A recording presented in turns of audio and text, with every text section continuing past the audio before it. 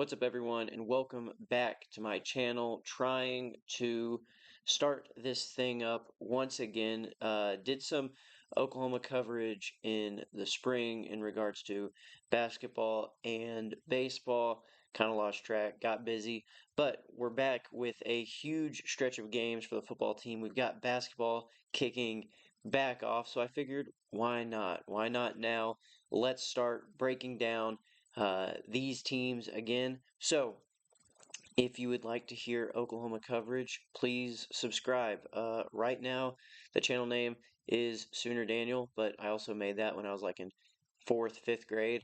So, if you have a different name that we can name this thing, please leave a comment down below and maybe we can get a better name on this thing. So, with all of that said, we need to break down this game against Tennessee. This is obviously an extremely important game. They're the 14th team in the nation. We are the 18th. I believe we're 3.5 dogs on the road. So definitely an extremely difficult task ahead. They've got their dark mode. It is going to be a crazy environment. All sort of previews and things I've heard listening, getting ready for this game, it is going to be crazy, this environment, and that is something that we just need to be prepared for as a team.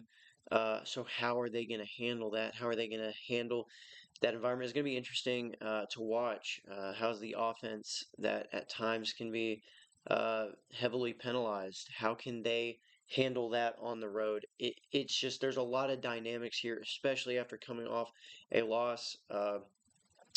I've heard that Oklahoma's not great coming off a loss under Venables, and this is a gotta have it game if they want any chance of uh, being a playoff contender, which technically still are, but it is a long, long, long road ahead. But it starts here, and it's one game at a time.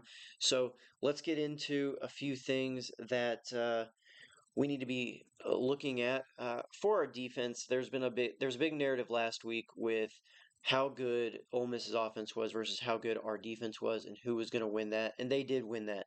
Ole Miss won that. And a lot of people were saying Oklahoma got exposed. They were fraudulent. And I think that can be some fair criticism, but I don't necessarily agree with it totally. I'm still confident in the defense. Physicality, I think we played very well against Ole Miss. Now, I'm not going as far as what Venable said when he claimed we were the better team still after we lost. No, but I wasn't disappointed with the effort, with the physicality. We held them to 2.8 yards per carry. Per carry. We forced them into 21 third downs. They kicked 4 field goals. We made it difficult. It wasn't easy to go up and down the field and score. It was difficult. Now, they did. We were out schemed, and so when it counted, they did. But as far as physicality in that department, I still like our team. And so it is a mental problem. It is making sure that we're good on the details. We've got to be disciplined in what our assignments are. And so that's either good news or bad news. The good news can be, well, that's a quick mental fix, and we're going to be back on track starting this game, which we need to be. Or it is a very bad thing because sometimes mental mistakes can be very difficult, and that's just who you are, and you're going to make those mistakes. So we will see with another good, schematically sound team with Tennessee. They are statistically a better offense than Ole Miss, which is very troubling if you are on the side of our defense is fraudulent. Again, I'm not sure if I'm there yet. Now, if they come in and they drop 35 and we get exposed again, then I will start shifting my perspective, but I'm not quite there yet. But yes, this offense is worthy of a lot of praise. Aguilar is fourth in the country in passing yards. The team itself is like top five in a lot of statistical categories, maybe the best offense in the nation. You've got their two running backs, Bishop and Thomas, which are fifth and 14th in the SEC in rushing yards. So they carry a huge uh, amount of yards and they get the job done. They are a very good duo in the backfield. And then they've got their three-headed monster out at wide receiver with Brazel, Staley, and Matthews all in the top 10 in receiving yards, which the worst part of our defense is that secondary, and they could have a field day. Again, if we are as fraudulent as people are saying we are, it is going to be an extremely long day.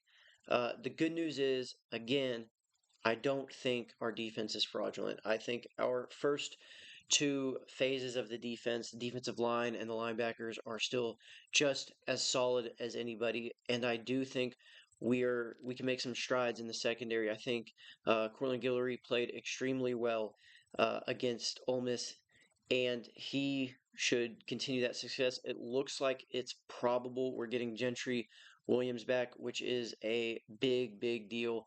And so if you combine those two things, you get mentally sound play. I think this can be a good game. So looking at what's got to happen is we've got to stop the run. We have got to keep that under control. And ultimately, what I think this is going to have to come down to is we have to make Joey Aguilar be great. Trinidad Chambliss was great, and that's why they won the game. They won that game because he just dominated.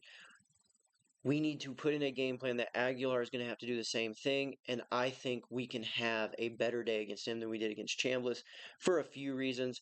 I don't think he's as slippery. I don't think he's got the scrambling skills that Chambliss does. I also think that um, we had opportunities for sure in the first half to get home, and our defenders kind of slipped because of the conditions they were playing in. And now, let me just say from that, I am not blaming the loss on the conditions because they also had to play on that field. Their offense capitalized on it, ours didn't. But I think that on a dry field, I think we're getting home on a few more of those plays when our defenders slip. So I think we can keep him in check in the run game. I think we can get home with a few more sacks. I think that is a possibility. And I think there's a better chance of him not being great than Chambliss. But that's really what it's going to come down to is make Joey Aguilar be great. If he beats you, you tip your cap, you go back to Norman on a bye week trying to figure things out for Alabama. But that's kind of the mindset. That's kind of the goal. And so switching to our offense, but the bad news for the defense was they are statistically better than Ole Miss. The good news for our offense is it looks like they are a little bit slightly statistically worse than Ole Miss's defense. And we are an offense that found some success, especially in the second half. So if that continues, I think that there can be some points put on the board. I will say, and this might be a hot take, I'm not sure, but I think this offense is getting close. It's getting better. Now, close to what? Close to a really good offense? No. Close to an elite offense? No. But that's not what I'm trying to say. I think it's getting close to being the offense that it needs to be. An offense good enough to help out our defense. I think we still have a really good defense, like I've stated earlier. I think if our offense is just good enough, if they help them out, we put them in so many bad spots last week. If our defense can just get help, I think that the team can really come together. So I think our offense is getting close. In the run game against South Carolina, we had 4.5 yards per carry. And against Ole Miss, we had 4.9. The running game is starting to come together. And that's why I'm going to argue for something else. In the games for this season, we have averaged 21.4 carries per game with our running backs. I don't think that's enough. I think we need to do a complete schematic flip on how we call this game. We used to be an air raid gunsling because we couldn't run the football, and that's what we had to do. Now we're having trouble throwing the ball, making good decisions there. Now it's time. I think we need to be a running first team. So I think we need to give our backs 30 carries this team. I really like the duo with Robinson and Blaylock. Robinson had 100 yards this last game. Blaylock had 100 yards against South Carolina. I think between those two, you give them 30 carries. I think there is a lot of success that can be found against this defense. The team looks like it's moving in the right direction offensively after Mateer's thumb surgery. Before that, it was all on him. He had to do everything by himself. Now it looks like his decision making has been the thing holding the team back. So, how does that fix? The good news, just like the defense, is it's a mental problem. So at any point, that mentality can shift to what you need it to be. The bad news is it may just be who he is for this point of the season. I hope it's not. I think he can come out of it. So I'm excited to see. I think the best way for that to happen is him getting 35 yards on the ground. Not him carrying it more. I think he actually needs to carry it less. But setting him up with successful runs or scrambles. I think if he can get to 35 yards, it means he's had an effective day on the ground. I think that is how he can build some of that confidence. I think unlike other quarterbacks who, their confidence is built through easy throws, I think his confidence comes from being able to be successful in the run game. Now, again, that does not mean run QB power 75 times in short yardage situations. In short yardage situations, we need to give it to our running backs. But throughout the game, setting him up for success on the ground to get to that 35 mark, I think you will see some more confidence in him and more success with this offense. And I think if you combine a solid defensive performance and again, that good enough offensive performance, getting to where they need to be. They need to be for this team to be successful. I think you can see a success. I think you can see a win uh, on Saturday, regardless of the environment. And I'm very excited to watch the game.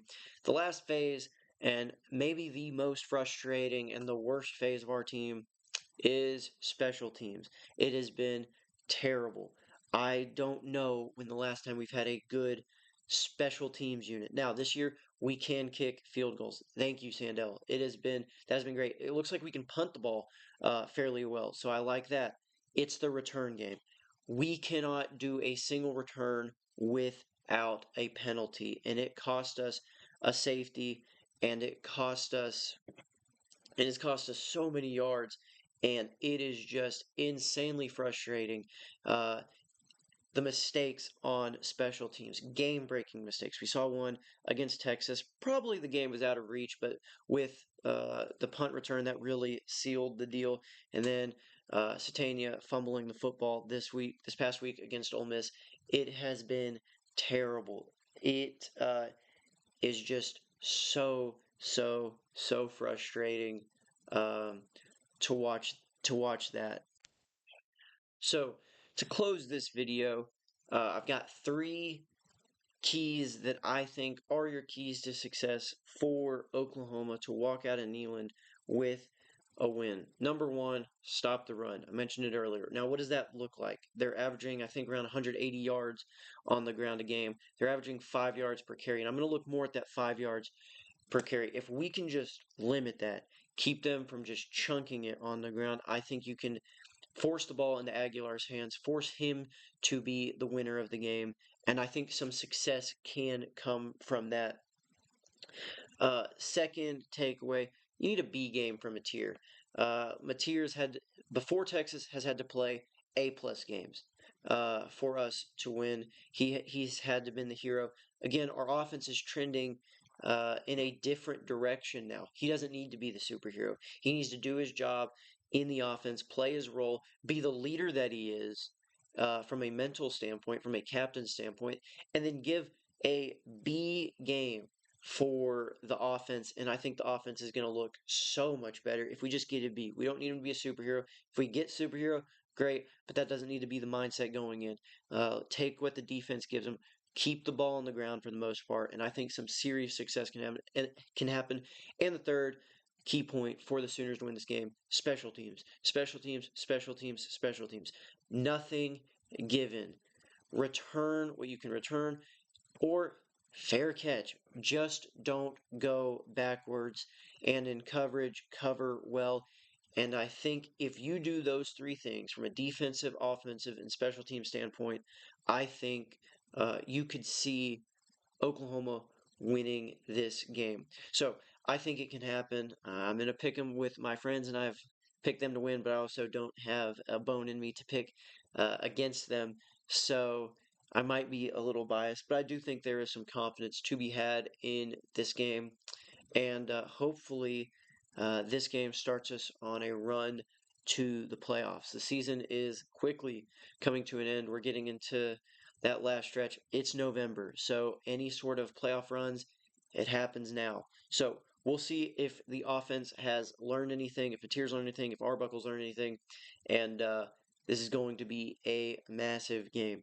So let's see if they can win it, and I plan on breaking this down. Maybe a video coming out on Sunday because I also want to preview Oklahoma's first basketball game because on Monday, basketball plays, which is pretty crazy to say that that's already here. So, you guys have a good Saturday. Hopefully, we have a good Saturday, and I will see you in the next video.